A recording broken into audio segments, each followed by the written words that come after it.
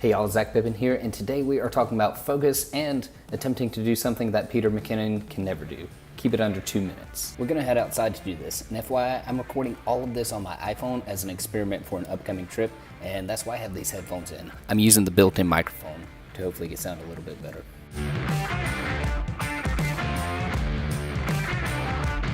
So we're here at the world's largest fire hydrant, and I've got my Sigma 10 to 20 millimeter lens because I want to get as wide as possible so I can get the whole thing in it.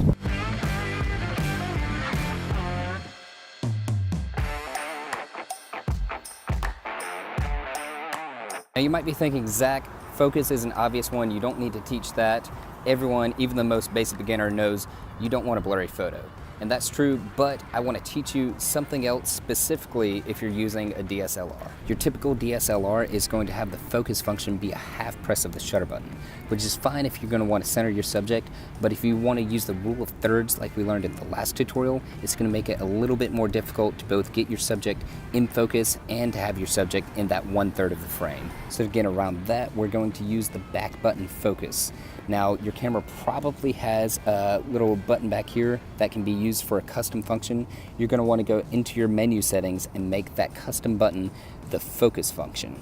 Once you've done that, you can then point your camera straight at your subject, press the focus button, then reframe your subject, then press the shutter button to get your photo without losing your focus on that subject.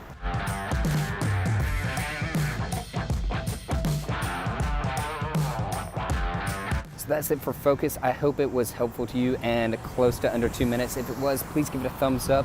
And as always, feel free to connect with me on Twitter or Instagram. My username is Zach Pippin on both. I would really appreciate it if y'all would give me a subscribe and maybe share it with a friend. And if you hit the little bell, you'll get notified when the next video comes out. I'll see y'all then.